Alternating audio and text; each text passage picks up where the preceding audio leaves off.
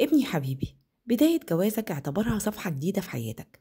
عايزك لما تبدأها تكون فاهم مش حافظ. يعني المفروض انت اللي بتكتب سيناريو حياتك بإيديك. ما تقلدش حد، ولا تقلد أفلام، ولا تقلد الناس اللي حواليك.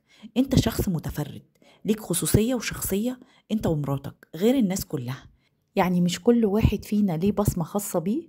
هي برضو كده الحياة، كل واحد ليه طريقته المختلفة، وكل واحد ليه تفاصيله الصغيرة اللي بتسعده. أكتر حاجة بتبقوا محتاجينها انتم الاتنين في أول الجواز هي إظهار المرونة. كل واحد يحاول يريح الطرف التاني. وبصراحة أنا سمعت مقولة عجبتني جدا، ودي أقرب للواقع اللي بيحصل دلوقتي. إن كل بنت في أول جوازها بتحاول تظهر كل إمكانياتها ومهاراتها بكل حب، وبتبذل كل طاقة علشان تكسب قلب جوزها وتسعده. في المقابل، الشاب بيبقى داخل الجواز حاسس إنه تعب في تجهيز البيت والتحضير للجواز، فداخل يرتاح. بعد فترة الست بتبدأ تعامل جوزها زي ما هو بيعاملها. يعني لو هي ملقتش منه اللي هي بتبذله، هتبتدي هي كمان تدور على اللي يريحها. ومن هنا بتبدأ المشاكل في الحياة. انت ساعتها بتحس ان هي ند ليك، مع ان هي بتحاول تريح نفسها زي ما انت بتحاول تريح نفسك. فالحياة عايزة منك مرونة انت بالذات. ولما اقولك ان الحل بيبدأ من عندك وان دي مسؤوليتك، فمش انا اللي عطياك المسؤولية دي ولا المجتمع، ده ربنا اللي عطيها لك انت من فوق 7 سماوات. فارجوك اعرف قيمة نفسك، واعرف انك انت كبير العيلة. وكبير العيلة دي عادة بيكون عنده قدرة على التصرف وإرضاء كل من حوله، وبيراعي مصالحهم.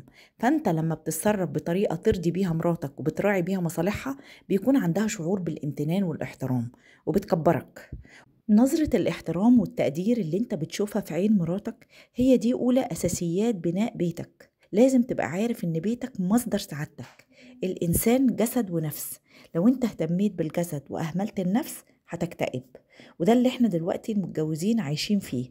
كلهم بيدوروا على السعادة بره بيتهم.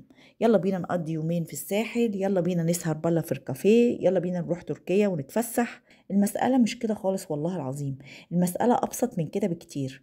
هو إن بيتك هو المربع بتاعك، المكان اللي انت بتشحن فيه. عارف موبايلك لما بيفصل وانت بتدور تحطه في الشحن عشان يشحن؟ اهو بيتك بقى لازم يكون مكان الشحن ليك. لازم يشحن جسدك ويشحن نفسك. انت بتشحن جسدك بالأكل والشرب والنوم، وتشحن نفسك ازاي؟ بالمشاعر بقى الجميلة، الحب، الود، الطمأنينة، السكينة، السلام، الهدوء، الراحة. يعني تبقى حاسس كده انك راجع بيتك سعيد. ياه، اخيرا رجعت البيت. وانت خارج حاسس انك شحنت بكامل طاقتك ونشاطك، مستني اللحظة وتقول يا رب امتى ارجع بقى للبيت. لو انت جالك الشعور ده يبقى انت اسست بيتك صح. عارف زمان ايام جدي وجدك كانوا مش بيهتموا غير انهم بيشوفوا العروسة مرة واحدة بس علشان القبول. بعد كده هو عارف ان هو لما بيريح مراته ويراضيها بيكسبها. هو بيعمل كده عشان نفسه. هو عارف ان هو لما بيغدق عليها سواء مال او مشاعر او دلع او رفاهيات حياة، دي حاجات في الاخر بتعود عليه.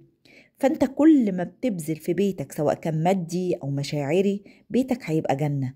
مش هتحتاج تروح تدور على تسالي او متعة وقتية. لا، انت كده هتحصل على السعادة الحقيقية.